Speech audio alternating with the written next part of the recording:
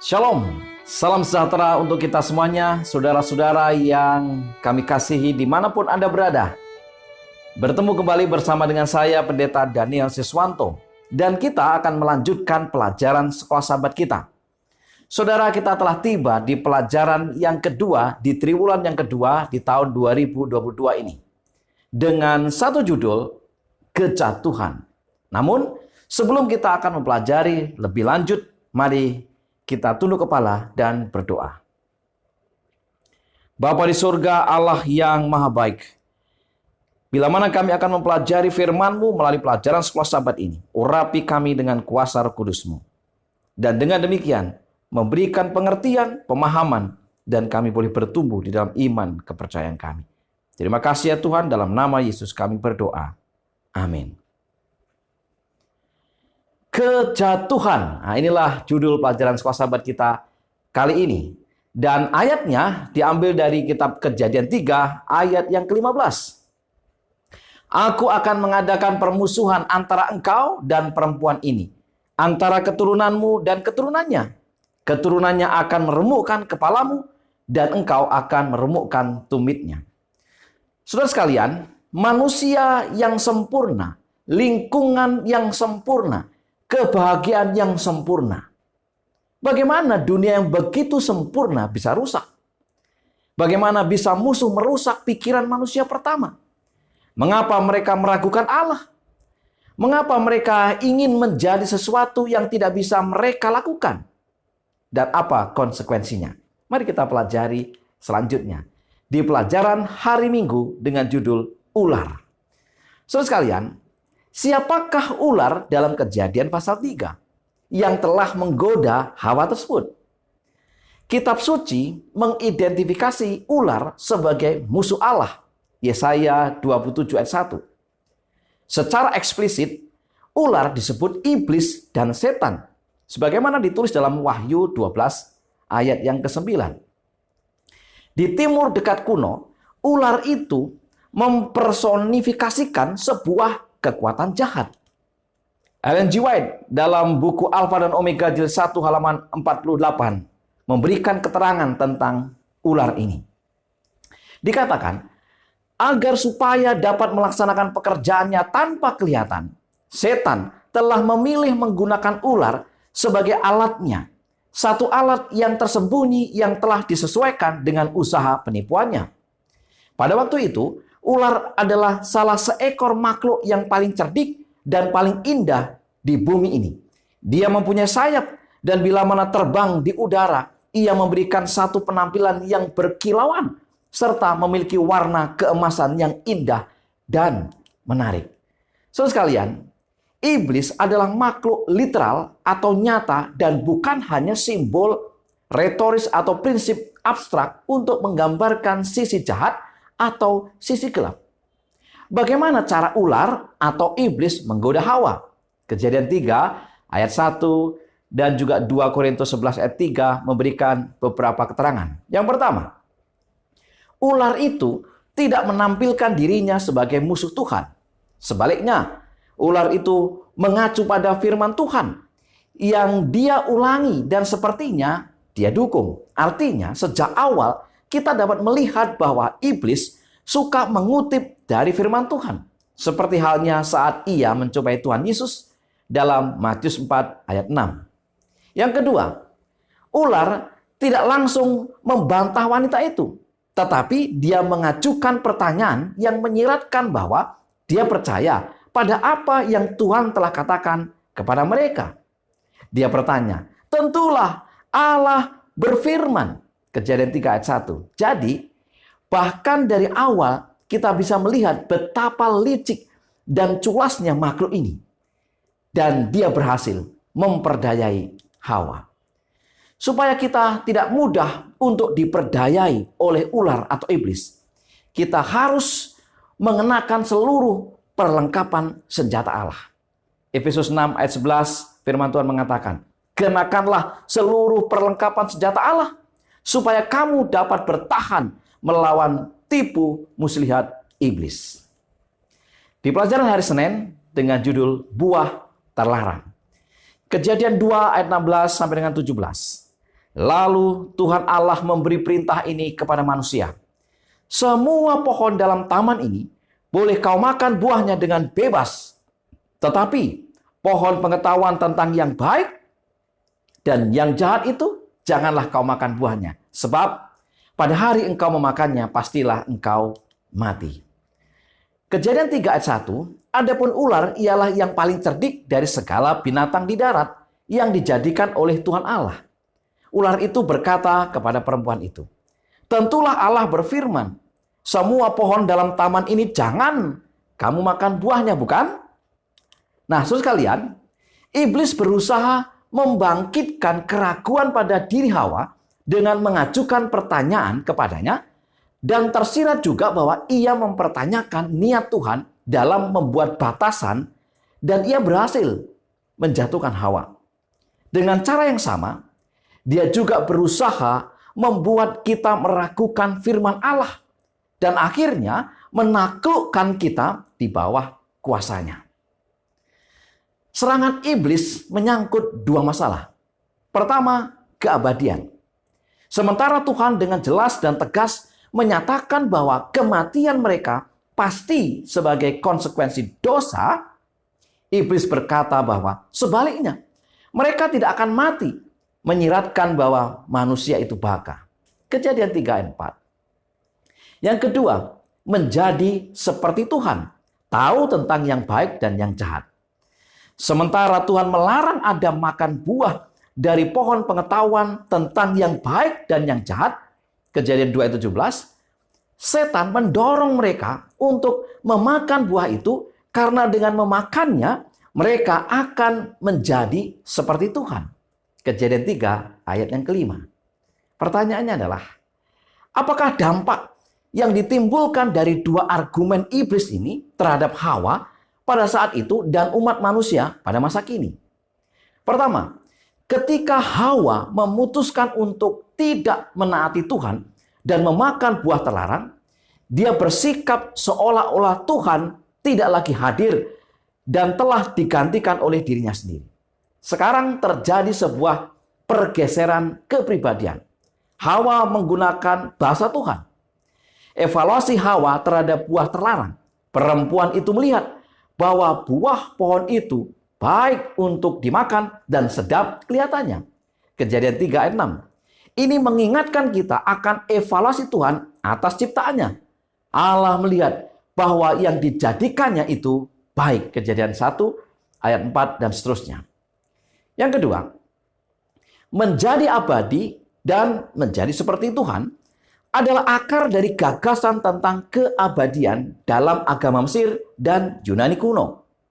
Keinginan akan keabadian yang mereka yakini sebagai atribut ketuhanan mewajibkan orang-orang ini untuk mencari status ketuhanan juga agar mereka berharap memperoleh keabadian. Yang ketiga, secara perlahan ajaran tentang keabadian dan menjadi seperti Allah telah menyusup ke dalam budaya Yahudi Kristen dan telah melahirkan kepercayaan akan jiwa yang baka yang masih ada hingga saat ini di banyak gereja.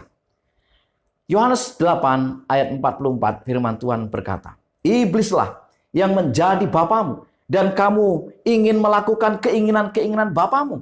Ia adalah pembunuh manusia sejak semula dan tidak hidup dalam kebenaran. Sebab di dalam dia tidak ada kebenaran. Apabila ia berkata dusta, ia berkata atas kehendaknya sendiri, sebab ia adalah pendusta dan bapa segala dusta. Di pelajaran hari Selasa, bersembunyi dari Tuhan. Kejadian 3 ayat 9 sampai dengan 11. Tetapi Tuhan Allah memanggil manusia itu dan berfirman kepadanya, di manakah engkau? Ia menjawab, ketika aku mendengar bahwa engkau ada dalam taman ini, aku menjadi takut karena aku telanjang, sebab itu aku bersembunyi.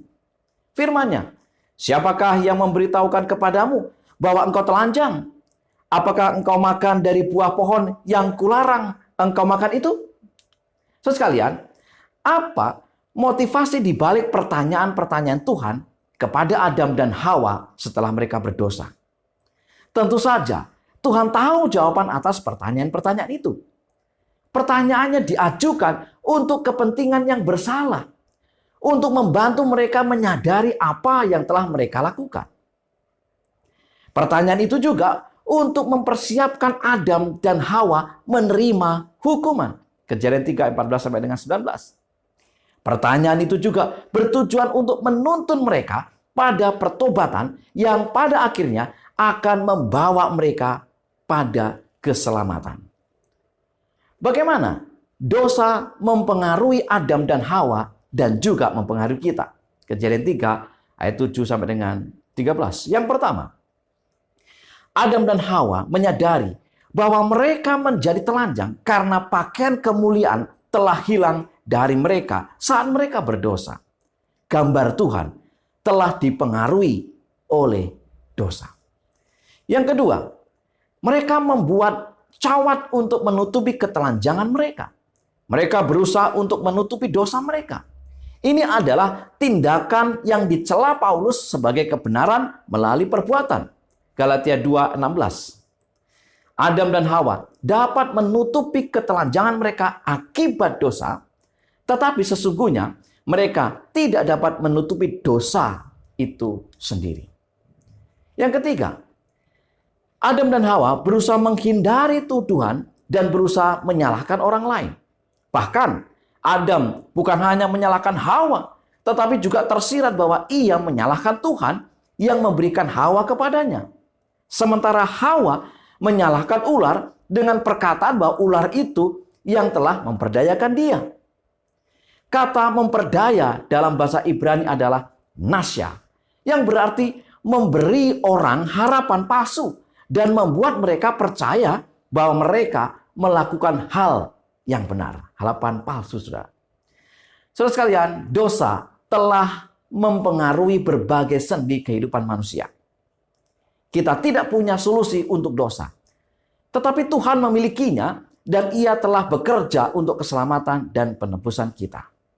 Tidak ada pilihan lain bagi kita kecuali datang pada Yesus dan menerima dia sebagai juru selamat kita.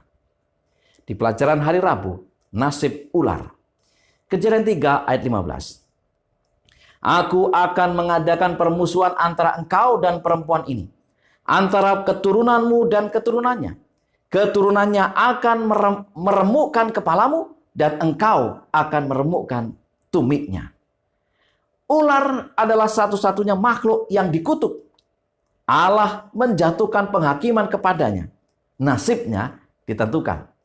Kejadian 3 ayat 14. Lalu berfirmanlah Tuhan kepada ular itu, karena engkau berbuat demikian, terkutuklah engkau di antara segala ternak dan di antara segala binatang hutan. Dengan perutmu lah engkau akan menjalar, dan debu tanahlah akan kau makan seumur hidupmu. Saatnya nanti, kepalanya akan diremukkan. Saat Yesus mati di salib, ia meremukkan kepala ular itu. Roma 16 ayat 20. Dan juga Ibrani 2 ayat 14. Meskipun iblis masih tetap eksis sampai saat ini, tetapi kebinasaannya sudah pasti. Kemudian, pada penghukuman terakhir, iblis akan dilenyapkan. Wahyu 20 ayat 10. Dan iblis yang menyesatkan mereka dilemparkan ke dalam lautan api dan belerang, yaitu tempat binatang dan nabi palsu itu. Dan mereka disiksa siang malam sampai selama-lamanya. Kejadian 3 ayat 15 adalah proto-evangelium atau Injil yang pertama yang diberikan Tuhan setelah manusia jatuh dalam dosa. Ini adalah kabar baik, harapan keselamatan. Saudara sekalian, penghakiman memang mengarah pada kematian, kejahatan, dan kutukan. Tetapi juga pada pengharapan dan janji keselamatan. Terikat pada kondisi ular yang hancur memakan debu, Kejadian 3:14, terpancar harapan keselamatan umat manusia yang muncul dalam bentuk nubuatan. Sebelum kutukan Adam dan Hawa, Tuhan lebih dahulu memberikan mereka harapan penebusan. Kejadian 3 ayat 15. Ya, mereka telah berdosa. Ya, mereka akan menderita karena dosa mereka. Dan ya, mereka juga akan mati karena dosa. Namun, terlepas dari semua itu, ada harapan terakhir, yaitu harapan keselamatan. Pertarungan, pertentangan besar yang dimulai di sorga berpindah ke Eden dengan kejatuhan Adam dan Hawa. Dan ini akan berlanjut hingga akhir zaman, sebagaimana tertulis dalam Wahyu 12 ayat 17. Namun, janji kekalahan iblis sudah diberikan di Eden. Kejadian 3 ayat 15. Artinya, sejak awal umat manusia telah diberi harapan bahwa akan ada jalan keluar dari kekacauan mengerikan yang datang dari pengetahuan tentang kejahatan. Di Taman Eden, di mana dosa dan kejahatan di bumi dimulai, di situ juga Tuhan mulai menyatakan rencana penebusannya. Sungguh, Tuhan itu penuh kasih adanya. Di pelajaran hari Kamis, nasib manusia. Saudara sekalian, dalam penghakiman kepada Adam dan Hawa yang melanggar, Tuhan memiliki rencana lain. Mereka ditawari harapan keselamatan, meskipun ada konsekuensi yang harus mereka tanggung karena dosa mereka. Kejatuhan Adam dan Hawa membawa beberapa akibat berikut. Kejadian 3 ayat 15 sampai dengan 24. Yang pertama, tanah dari mana manusia dibentuk dikutuk Tuhan, maka terkutuklah tanah karena engkau. Yang kedua, laki-laki harus bekerja keras, bersusah payah untuk mencari rezeki dengan berpeluh sampai ia akan kembali lagi ke tempat asalnya atau ke tanah tempat asalnya. Yang ketiga, kepada perempuan, mereka akan bersusah payah waktu mengandung dan dengan kesakitan akan melahirkan anaknya. Meskipun demikian, ayat ini harus juga dibaca dalam konteks ayat sebelumnya, yaitu ayat yang ke-15, yang berisi janji keselamatan, yaitu nubuatan mesianik. Yang keempat, kepada perempuan Tuhan katakan, engkau akan berahi kepada suamimu, dan ia akan berkuasa atasmu.